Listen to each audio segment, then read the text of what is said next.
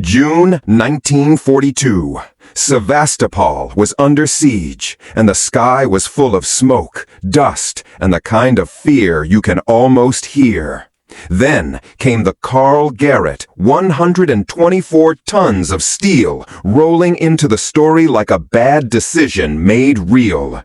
Allied and Soviet troops watched shells as big as a small car slam into concrete defenses, and entire sections of the fortress simply disappeared. This wasn't a tank, and it wasn't meant to be elegant. It was Hitler's artillery obsession turned into a machine. And the question hanging over all of it was simple. Was this engineering genius, or history's most expensive joke? To understand why the Germans built something this extreme, you have to go back to the 1930s. Germany had been humiliated after World War I, then boxed in by the treaty system, and Hitler was desperate for weapons that could symbolize power as much as they could deliver it. On the western frontier, France had built the Maginot Line, a maze of concrete, steel, and underground fortifications that was supposed to stop any invasion cold. Hitler looked at that line and saw a challenge. Not a problem to be solved with patience, but with spectacle. So the order went out. Build a gun so enormous it makes every other gun look like a toy. Rheinmetall answered with the Karl-Gerät, a self-propelled siege mortar with a 600-millimeter barrel, more than 2 feet wide. Just think about that for a second. The shell alone weighed around 2 tons, depending on the type, which means you're not firing ammunition anymore. You are launching a building component. The weapon was designed for one purpose: smashing heavy fortifications, bunkers, and reinforced concrete that ordinary artillery could barely scratch. And yes, Hitler loved it immediately. Because to him, size wasn't just impressive. Size was political theater. Size was intimidation.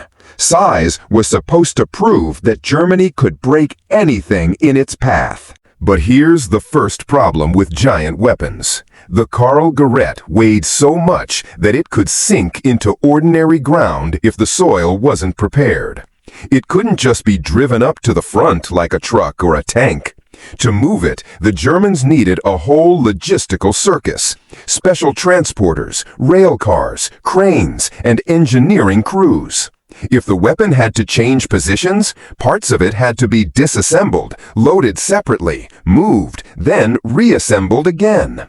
In other words, the machine that was supposed to dominate the battlefield spent an enormous amount of its life being handled like a museum exhibit.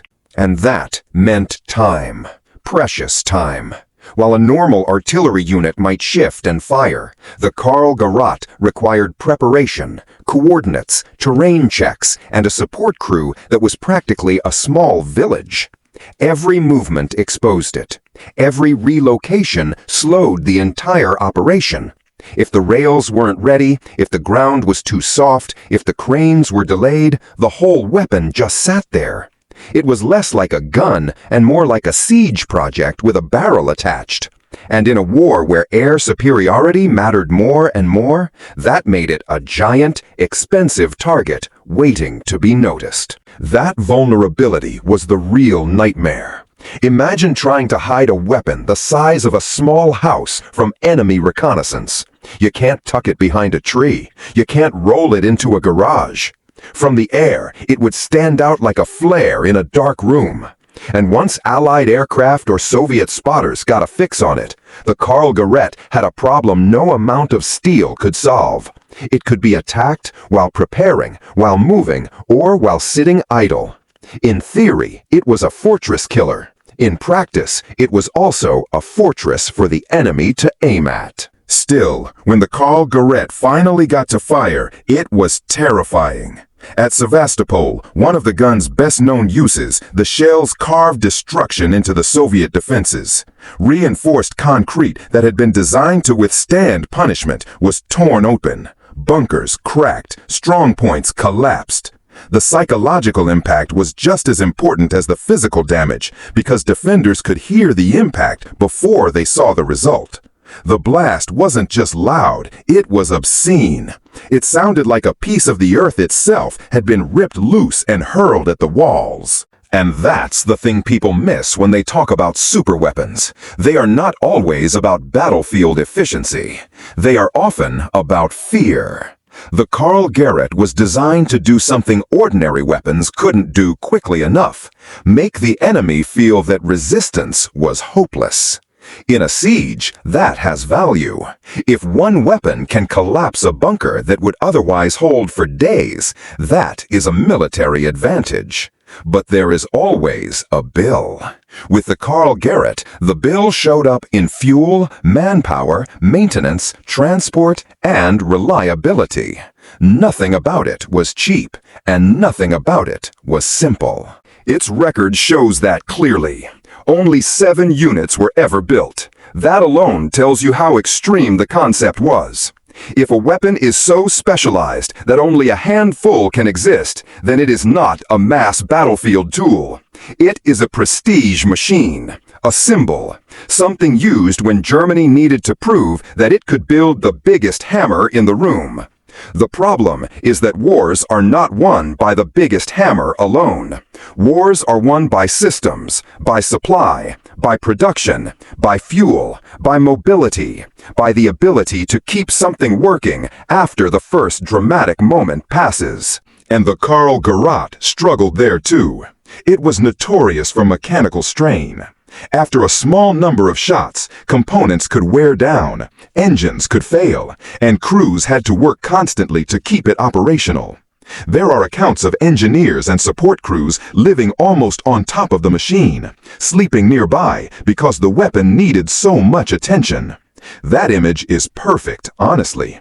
Not a sleek wonder weapon, but a temperamental monster demanding constant care from exhausted men in the middle of a war zone. When the Germans used it during the Warsaw Uprising, the effect was brutal. The weapon could flatten blocks and shatter fortified positions, and against a city already under siege, that kind of force is devastating. But again, the strategic question remains: what did Germany actually gain? It was not a war-winning system. It did not change the broader balance. It did not solve the front lines. It simply made certain moments more destructive. And in a war as vast as the Second World War, destructive moments are not the same as decisive ones. That is what makes the Karl-Gerät such a fascinating failure. It worked. Sometimes. It did exactly what it was built to do, at least on the technical level. It could throw monstrous shells. It could demolish heavy fortifications. It could terrify defenders. But the cost of making it work was enormous, and the cost of keeping it moving was even worse. The machine asked for too much. Too much fuel, too much transport, too much maintenance, too much time. It was a battlefield solution that almost defeated itself before the enemy had a chance to. And if you zoom out, the weapon says a lot about the mindset behind Nazi Germany's military planning. There was a constant temptation toward escalation, toward believing that bigger automatically meant better. Bigger gun, bigger tank, bigger bomb, bigger everything. But war punishes obsession. A giant weapon that cannot be mass-produced, cannot be easily transported, and cannot be reliably sustained is not a miracle. It is a trap. It drains resources that could have gone into systems with broader strategic value. More tanks, more trucks, more fuel, more logistics, more flexibility. That's why the comparison to Tiger and Panther tanks matters. Those vehicles were far from perfect, but they were far more useful as part of a war machine that needed mobility and numbers. The Karl-Gerät, by contrast, was built for rare moments of siege warfare that did not define the whole conflict. It was a specialist weapon in an increasingly fluid war. By the time it arrived, the battlefield was changing faster than its concept could keep up. And that mismatch between design and reality is where so many Nazi superweapons fell apart. There's also something almost theatrical about the whole project. Hitler loved grand symbols, and this gun was pure symbolism. It looked like the future from one angle and a disaster from another. On paper, it was impossible to ignore. In practice, it was impossible to love if you had to move it, feed it, repair it, or hide it. The Karl-Gerät is a reminder that engineering can be brilliant and foolish at the same time. A machine can be a masterpiece of one kind of thinking and a total dead end in another. And that duality is why it still fascinates people today. Because when you see footage, photos, or even just the dimensions of the Karl-Gerät, it feels unreal. You want to believe a weapon that huge must have changed everything. But history is cruel like that. The bigger the machine, the more dramatic the failure when the strategy behind it is flawed. In the end, the Karl-Gerät didn't win Germany the war. It didn't even come close. It burned resources, demanded labor, and delivered moments of terror that mattered far less than the Germans hoped they would. So, was it a masterpiece? In a narrow engineering sense, maybe. It accomplished incredible things for a weapon of its size. But was it practical? Was it wise? Was it worth the cost? Absolutely not. The Karl-Gerät stands as a monument to the old lesson that military history keeps teaching over and over again. Bigger isn't always better.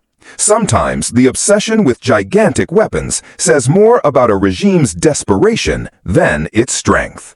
And that leaves us with the final question. If the money, fuel, steel, and manpower poured into monsters like the Karl-Gerät had gone instead into more Tigers, more Panthers, better trucks, better repair systems, and more ammunition, would Germany's war effort have lasted longer? Maybe, maybe not. But one thing is certain. The Karl-Gerät was never the answer to Germany's strategic problems. It was a dramatic symptom of them. If you want more deep dives into military history, make sure to subscribe and let me know in the comments whether you think the Karl-Gerät was genius, madness, or a little bit of both.